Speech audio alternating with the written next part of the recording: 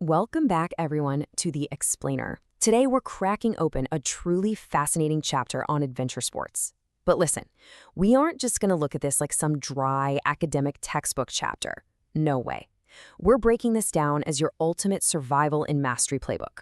Because whether you're scaling a mountain, launching yourself off a cliff, or paddling into a massive wall of water, it takes a very specific kind of knowledge to not just survive, but to thrive. So let's dive right in. You know, it's a question that borders on the philosophical. Why on earth do we risk our lives just to explore nature? I mean, what actually drives a person to step off a perfectly safe cliff edge or paddle into crushing heavy surf? Well, according to the literature, adventure sports aren't just about chasing cheap adrenaline. They're actually born out of a profound human desire to explore nature out of pure, unadulterated curiosity.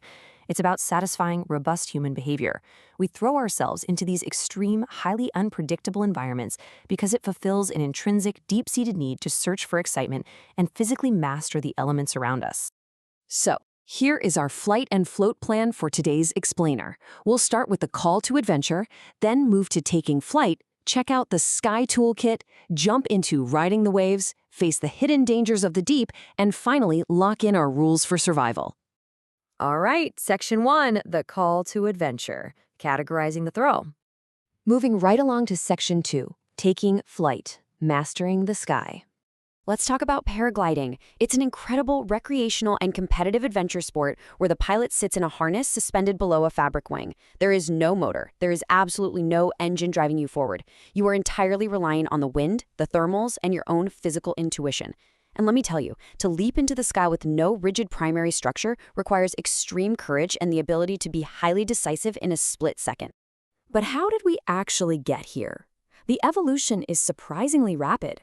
Back in 1954, an inventor named Domina Jalbert created these advanced, governable gliding parachutes with multicells. Then, in 1965, David Barish developed what he called the sail wing. This was actually initially meant for soaring down ski resorts in the summer. It wasn't until 1985 that the word paragliding was officially coined in a flight manual written by Patrick Gilligan and Bertrand Dubois. And the idea spread like wildfire. Just 4 years later, in 1989, the sport had exploded so much that the first official world championship was held in Austria. It's really incredible to consider the sheer engineering that keeps these pilots alive up there. 56. That is the number of kilograms of braking strength held by a single microscopic paraglider line. To put that into perspective, these lines are typically made from an incredibly strong material called spectra. The thinnest line they use is about 0.66 millimeters in diameter, so think of a really thick fishing line.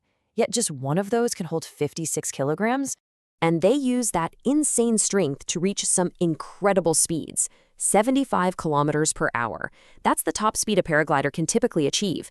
Imagine moving that fast through the open air, suspended by nothing but fabric and some thin string. And honestly, the most mind-blowing part?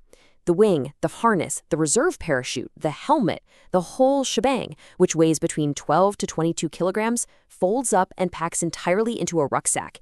You can literally throw it on your back and hop on a bus. But getting off the ground is a highly technical maneuver. Pilots don't just jump.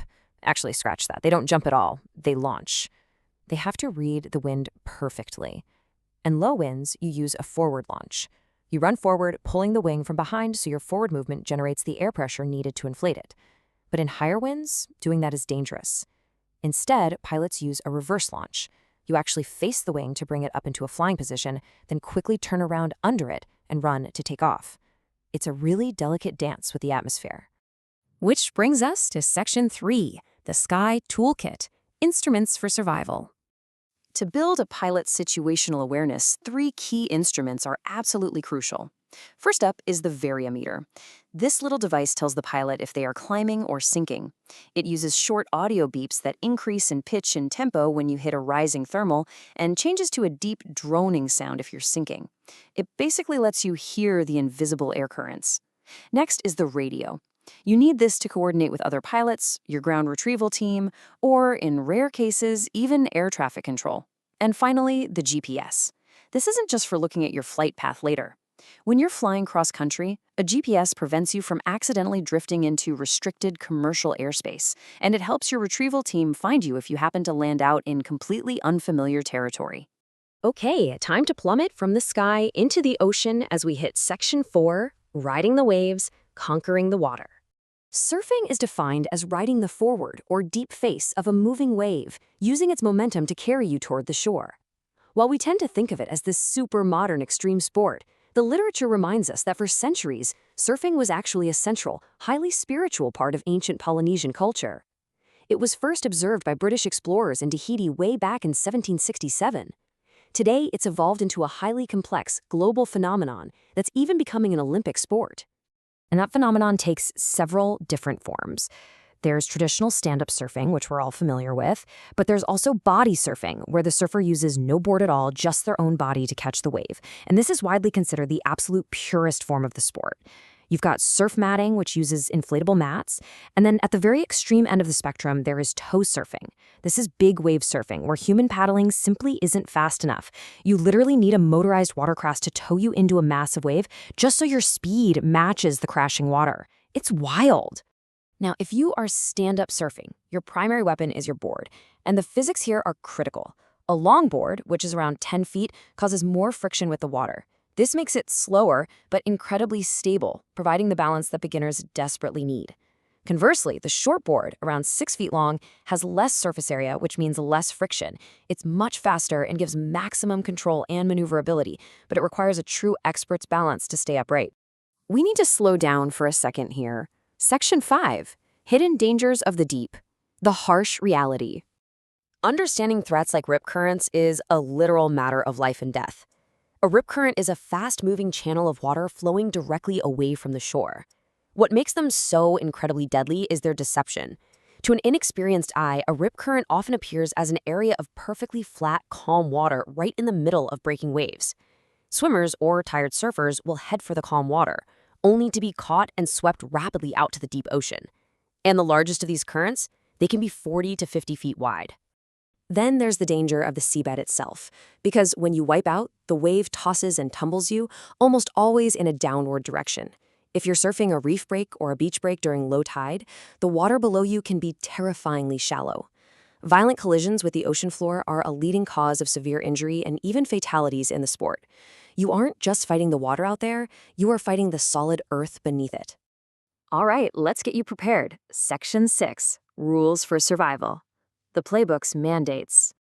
Let's start with exactly how to survive that deadly rip current we just talked about. If you get caught, the textbook outlines 2 explicit steps. Step 1, do not panic. Panicking wastes the precious energy you need to survive. Step 2, never paddle directly against the current back toward the shore. You will exhaust yourself and go nowhere. Instead, paddle strictly parallel to the shore. Because rip currents are narrow channels, paddling sideways allows you to easily exit the current. And then you can just ride the normal breaking waves right back to safety. And here is the overarching mandatory safety protocol for both sports. For the air, you must relentlessly inspect your glider lines and brakes. You've got to wear helmets, chest, and knee guards, and you should never ever fly without certified and licensed assistance.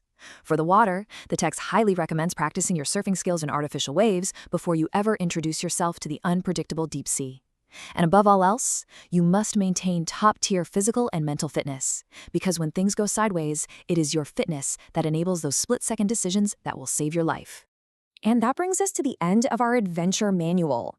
We've seen the mind-bending engineering of paragliders, the ancient spiritual roots of surfing, and the absolute necessity of respecting nature's deadly power. So the question left for you is this: which element are you ready to conquer? And more importantly, are you truly prepared for the risks? Thanks so much for joining me on this explainer. Stay safe out there, and I'll catch you next time.